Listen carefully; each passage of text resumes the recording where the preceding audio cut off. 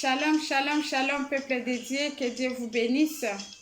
C'est encore moi, la sœur Caroline. Je viens auprès de vos écrans pour partager le peu que le bon Dieu m'a mis à cœur. Avant de commencer, je vais mettre tout entre les mains de Dieu. Je vais faire une courte prière. Père Tout-Puissant, nous te bénissons, nous te rendons grâce, ô Dieu. C'est moi ton instrument que tu as voulu qu'en ce moment que tu puisses m'utiliser. Je remets mes pensées, ma bouche entre tes sentiments. Que le Saint-Esprit me guide du début à la fin, car tu es le commencement et la fin. Débite avec moi et tout ce qui n'est pas de toi, je les chasse au nom puissant de Jésus-Christ. Dans le nom de Jésus, j'ai ainsi prié. Amen. Mes frères et sœurs, je viens encore comme d'habitude partager. Parce que c'est le moment de partage, c'est le moment qu'on parle encore plus de Dieu. Car le temps est mauvais, le temps est grave. On devrait annoncer la parole de Dieu même dans le confinement. On va partager, toi qui as la grâce de Dieu, si Dieu te met quelque chose à cœur, pourquoi ne pas partager? La parole de Dieu, c'est une nourriture. Si tu as quelque chose, il faut partager. Si tu as un bon repas, il faut toujours partager. Et voilà, moi aujourd'hui, par la grâce de Dieu, il m'a mis à cœur. Je ne dis pas que je connais tout. Peut-être je vais me tromper ou pas, je ne sais pas. C'est à vous de juger. Mais selon ma connaissance, l'épée que Dieu m'a mis à cœur, j'aimerais vous présenter comme ça, on peut partager. Ce n'est pas forcément que tout ce que je vais dire que tu vas accepter à 100%. Car la Bible déclare tout ce qui est de conviction. Si ta conviction te dit que ça c'est mauvais, alors n'accepte pas. Si Dieu te convainc que ce que je dis, c'est la vérité, tu dis seulement Amen. C'est juste un partage. Moi, je viens auprès de vous parce que nous sommes dans le confinement. Vous voyez le gouvernement, là je parle pour des gens qui sont en France. Ils sont en train de préparer les déconfinements. Et pour nous, les enfants de Dieu, on va préparer spirituellement les déconfinements. Comment on va faire quand on va sortir dehors? Parce que là, tout le monde, les réseaux sociaux est en train d'exploser. J'ai béni le Seigneur parce que tout le monde a l'accès aux réseaux sociaux. C'est-à-dire, quand Dieu te touche, tu parles librement. La liberté de la parole de Dieu, c'est quelque chose de merveilleux. C'est pour cela, si tu as la grâce de Dieu, Dieu te met quelque chose à cœur, pourquoi ne pas partager? Ne fût-ce qu'une personne, Dieu va les toucher. C'est très très important. Il ne faut pas chercher de gagner tout le monde en même temps ou plusieurs ou des millions de personnes. Non. Dieu a besoin d'une personne. Et moi aujourd'hui, j'ai besoin juste d'une personne que Dieu veut parler aujourd'hui. Préparons notre déconfinement en tant que chrétiens. Que devrons-nous faire dans la période du déconfinement? Vous savez, nous tous, nous avons prié. Tu as prié mon frère, tu as prié ma sœur. Est-ce que tu sais pourquoi tu as prié? Est-ce que tu as prié juste parce qu'il y a le corona qui t'a fait peur? Ça, c'est la question qu'on devrait nous poser. Merci mon frère, ma sœur, t'as prié parce que à cause de Corona. Mais aujourd'hui, grâce à Corona, a permis que tu puisses chercher Dieu. Mais ne t'arrête pas là. Dieu est bon. Je pense que tu as découvert la puissance de Dieu, les miracles de Dieu. Parce que si tu vas t'arrêter de prier juste à cause de cette maladie, mais la vie continue. Il y aura d'autres événements qui vont se produire. Peut-être plus que ça, mais on ne souhaite pas. Nous savons que notre Dieu, il est bon, il est merveilleux. Il est au contrôle. Mais soyez prudents. Moi, je te conseille, ne lâche pas Jésus-Christ. Comme tu l'as vu, tu l'as vécu. Maintenant, c'est le début de ton histoire avec Jésus. Quand tu vas sortir dehors, il y aura beaucoup de choses qui vont t'attirer, qui vont te faire oublier la miséricorde de Dieu, l'amour de Dieu que tu as vécu pendant les confinements. Maintenant, je vais poser une petite question. Mon frère, ma sœur, comment as-tu reçu Jésus-Christ? Parce que chacun de nous, on a plusieurs façons qu'ils ont reçu Jésus. Il y en a d'autres personnes, ils ont reçu Jésus parce qu'ils étaient malades. Il y en a d'autres, Jésus-Christ lui-même est venu les chercher. Souvent, nous croyons en Dieu toujours dans des moments difficiles. Voilà pourquoi notre vie chrétienne, nous n'avançons pas plus loin parce que nous connaissons souvent Dieu dans des moments difficiles. Dans les bons moments, on oublie facilement. Or, tandis que le diable, il est là pour nous montrer toujours des bonnes choses pour oublier notre Sauveur Jésus-Christ. Maintenant, mon frère, ma sœur, je viens encore auprès de vous pour vous alerter, de faire très attention parce que notre adversaire, le diable, il rôde. Il vous attend. Une fois tu es distrait ou distraite, il va te dévorer.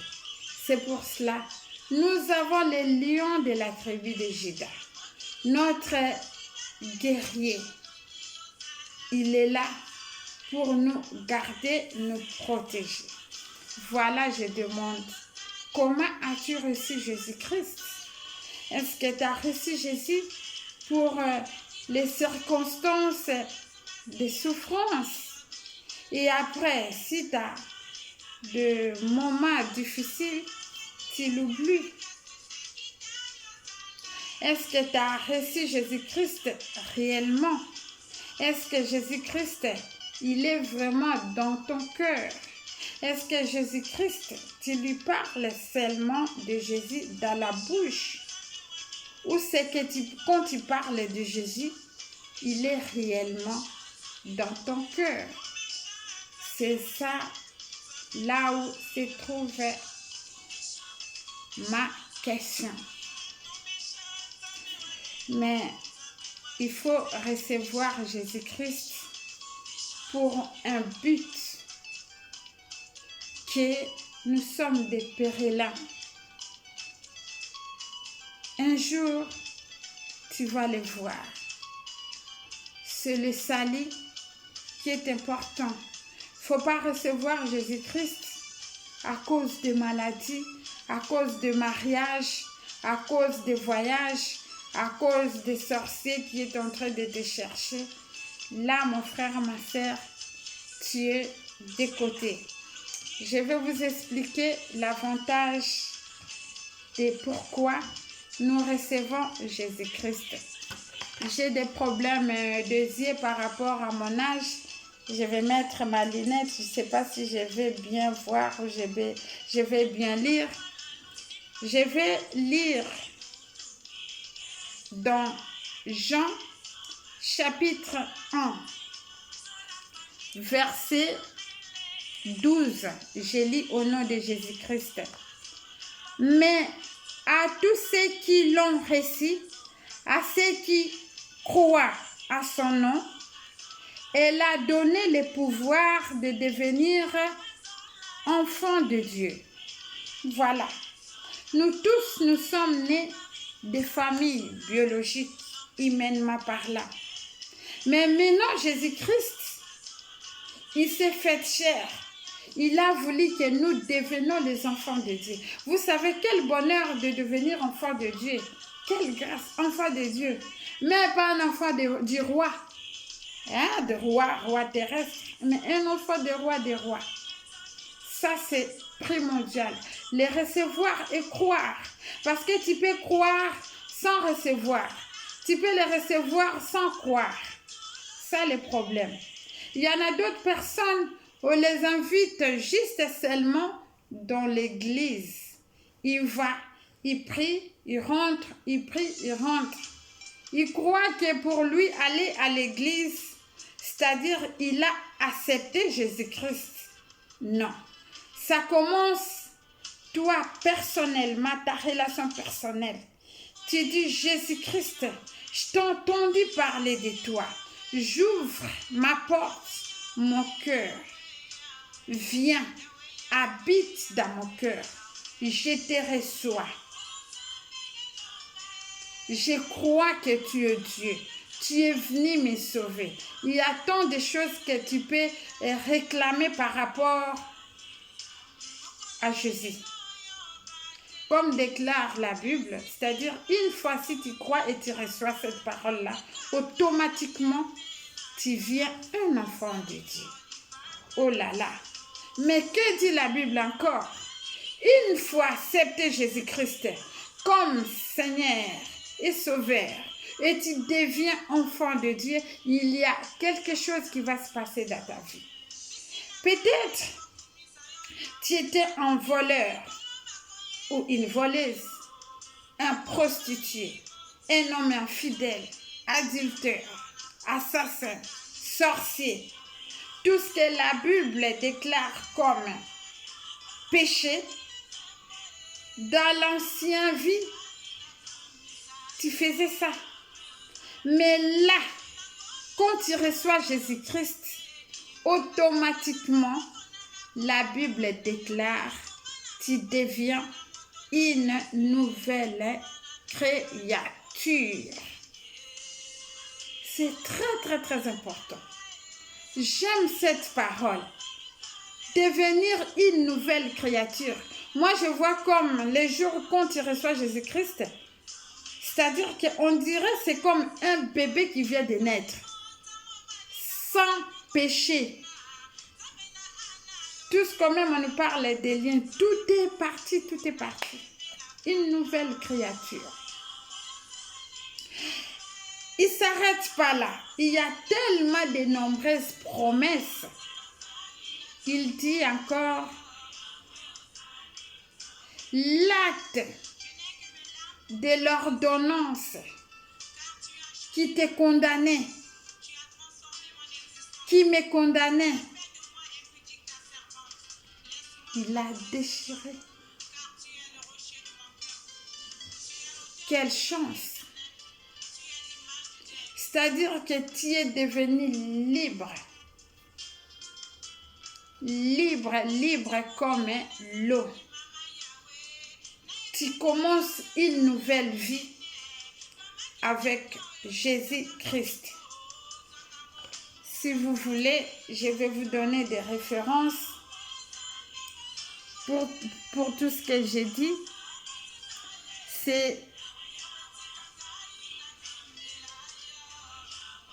dans la Bible, c'est dans 2 Corinthiens 5, verset 17. Vous pouvez aller jusqu'à 19.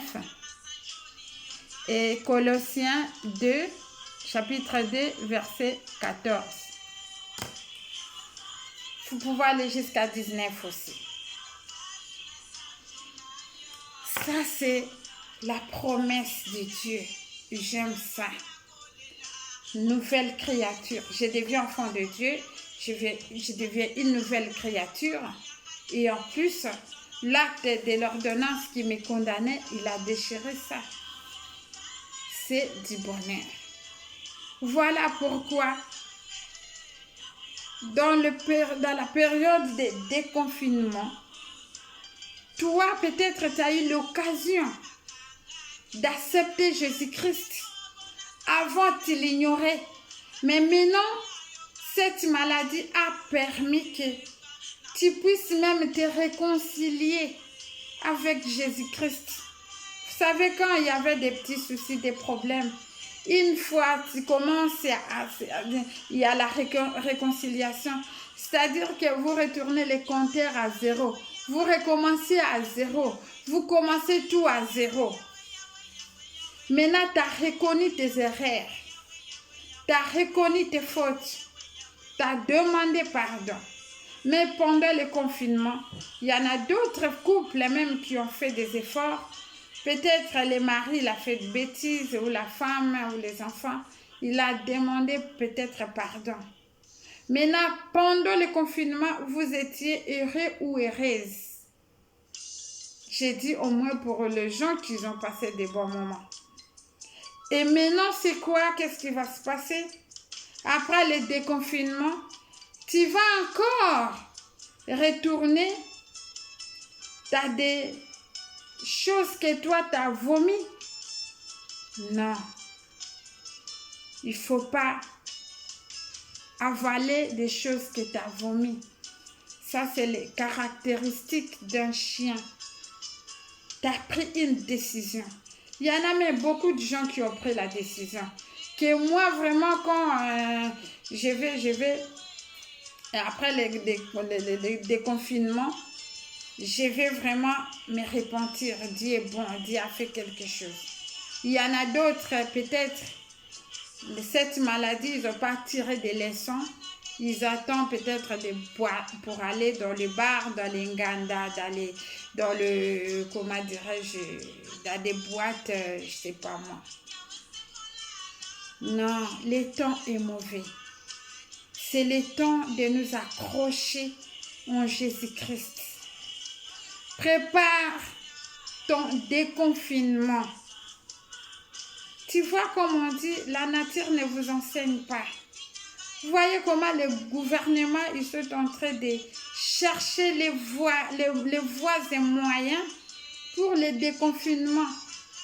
Mais toi, spirituellement, quel est ton plan pour le déconfinement? Quand tu vas sortir dehors, quelle est ta décision? Qu'est-ce que tu vas faire? Est-ce que tu vas retourner aller draguer des femmes?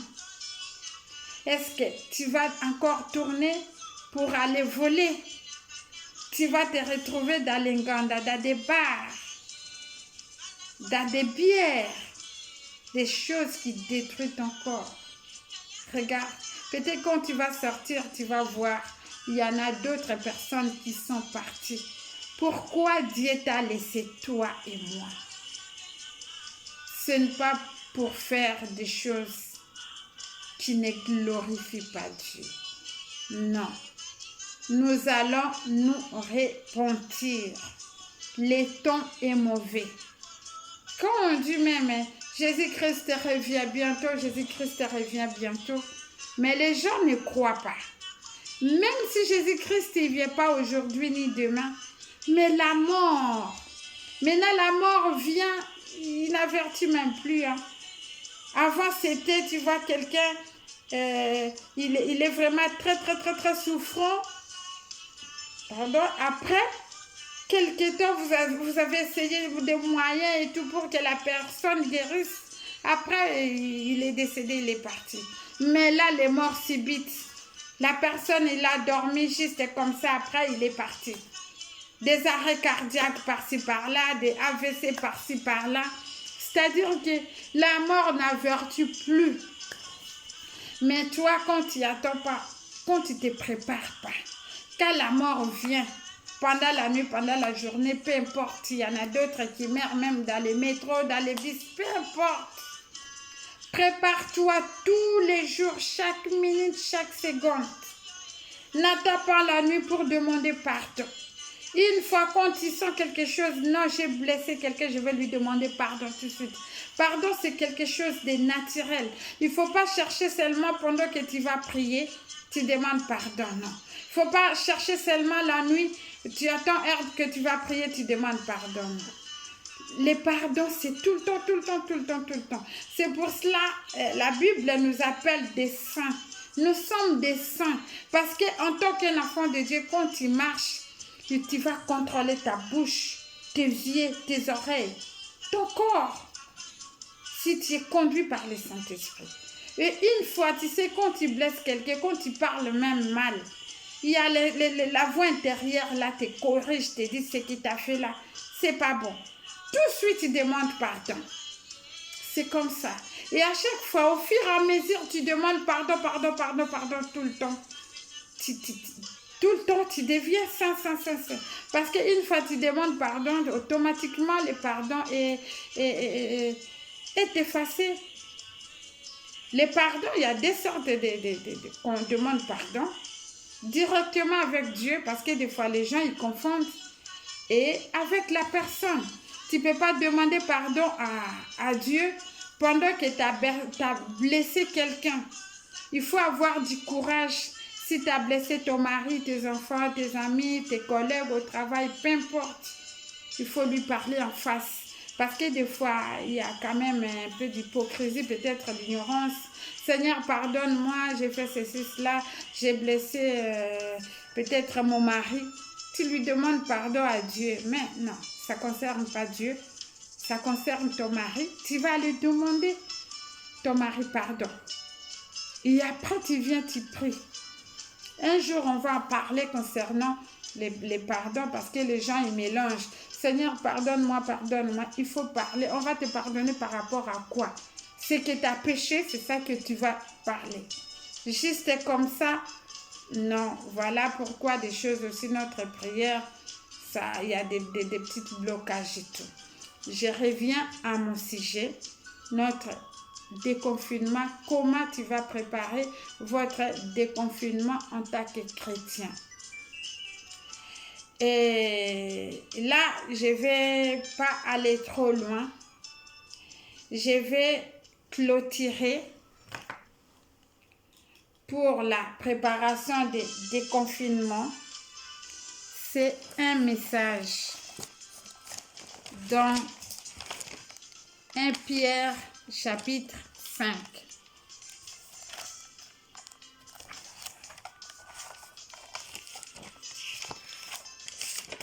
Verset 8. La Bible dit ceci. Soyez sobres, veillez. Ça, je vous dis, ainsi dit l'Éternel. Pendant le déconfinement, ce que vous allez faire, je vous dis, tout enfant de Dieu, soyez sobres, veillez.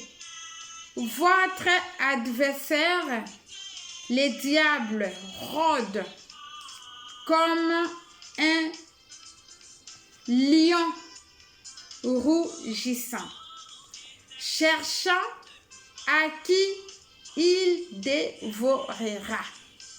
Je répète encore. Soyez sobres, veillez.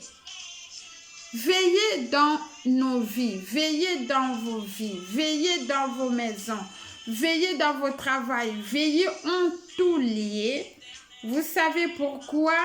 Parce que votre adversaire, le diable, rôde comme un lion rougissant, cherchant qui il dévorera. Quand vous allez sortir, je vous dis vrai. Notre adversaire, le diable, il rôde comme un lion rougissant. Il va chercher à qui il va dévorer. Il va dévorer qui?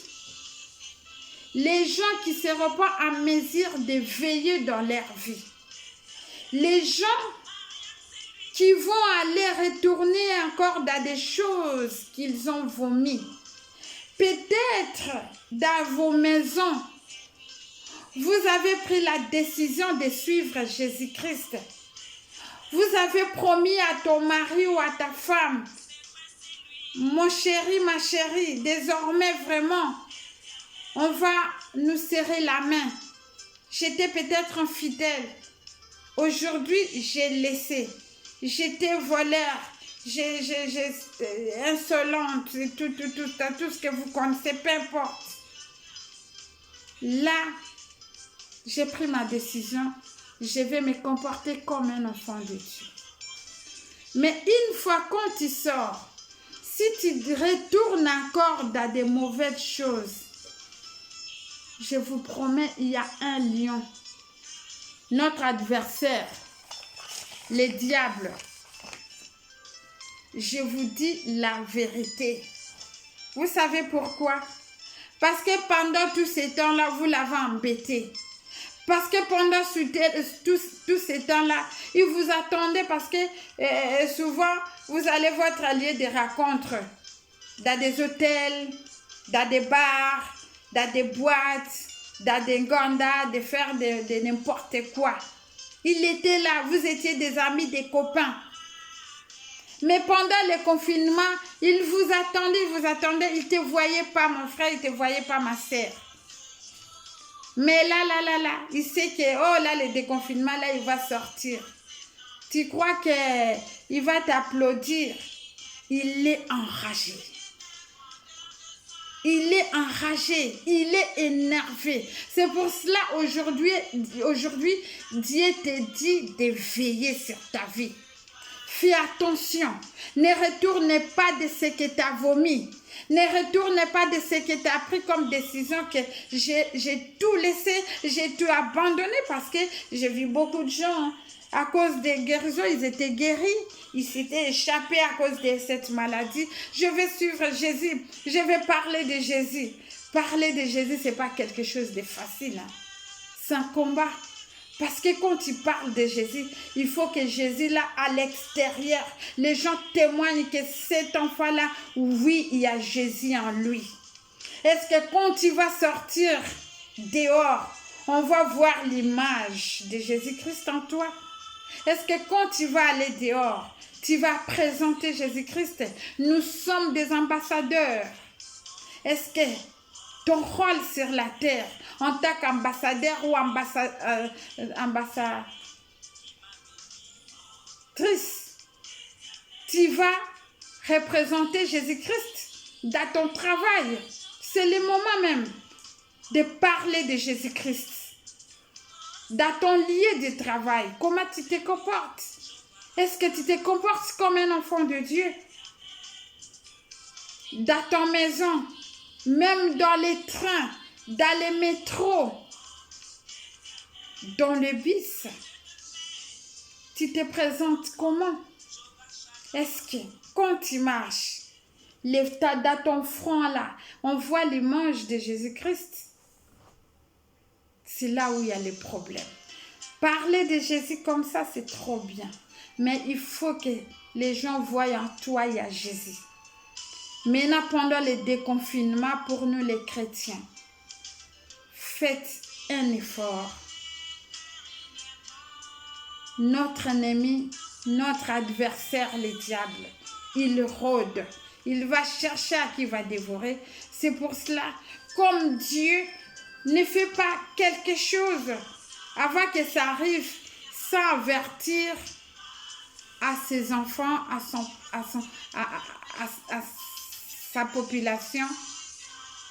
Aujourd'hui, moi, je viens vous transmettre ces messages. Je ne vous parle pas de Corona, comment ça va se passer dans le monde technologie. Mais moi, je veux parler dans le monde spirituel. Parce que notre adversaire, le diable, il est là. Parce que pendant les confinements, nous avons bougé les trônes. Mais il est fâché tellement, vous ne pouvez pas imaginer. Il est en colère. Voilà pourquoi, quand vous allez sortir, maintenant, allumez le feu encore. Allumez encore le feu pour qu'il s'éloigne encore, loin des enfants de Dieu. Je m'arrête là. Soyez prudents. Veillez, veillez, veillez et veillez encore. Ne soyez pas distraites à cause des choses de ce monde. Car le monde il va faire sortir des choses qui vont vous attirer. Que le bon Dieu nous rend aveugles dans les choses de ce monde. Que notre Dieu nous donne des oreilles spirituelles. On fait que nous écoutons que sa voix. Que notre Dieu utilise nos bouches. On fait que nous parlons de Jésus partout. Allez partout. Allez témoigner Jésus-Christ. Et quand on témoigne Jésus, il faut que Jésus là se trouve en toi. Sinon, ça sera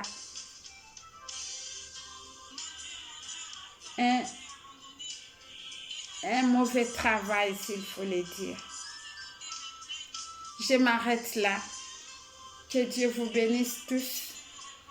Veillez encore une fois. L'ennemi est là. Que Dieu nous donne la force, qui nous inspire encore, que le Saint-Esprit agisse encore, car le temps est mauvais. Mais Jésus, il est au contrôle. Que Dieu vous bénisse tous. Je salue Lipasa, là où tu es, avec la grande, que Dieu vous bénisse. Je vous aime beaucoup, vous me manquez. Continue toujours dans la prière. Gros bisous à toi, loin des yeux, près du cœur. Je salue mon mari, Justin caméraman. Que Dieu te bénisse pour tout ce que tu fais. Et je salue aussi ma belle-mère au Brésil. Maman, bon dia. Nous avons vraiment à Pambolayo. Pour na bolingo na yo l'exakangai. Je t'aime beaucoup. Que Dieu vraiment te garde, te protège encore. Guida. Bon dia. Bandeko nanga nangola. Na pesi bino pembo te ba bon dia ba brigade na bino. Nzambe a pambola bino. Naye kopesa mwana nangai plamedi na msala sala kaya kitoko. Que Dieu te bénisse mon bébé plamedi exaucé. Monsieur le conseiller, que Dieu te bénisse. Frère Moule Nzambe a pambola yo.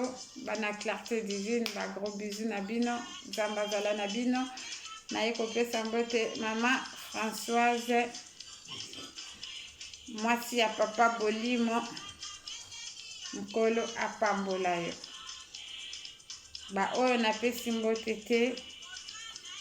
Nzambe azala na bino. Surtout mes abonnés. Que Dieu vous bénisse. Bobangelo te na tiaka bino na ba prière. Na yebi bino te mais Dieu autocontrôle. Il vous bénisse abondamment. Akokisa ba posa na bino. Oyo nyonso bozo luka nga na yebi te mais Nzambe na likolo Nzambe nga na belelaka. Ayebi bino akokisa ba posa na bino na kombo na Yesu Kristo. Bye bye.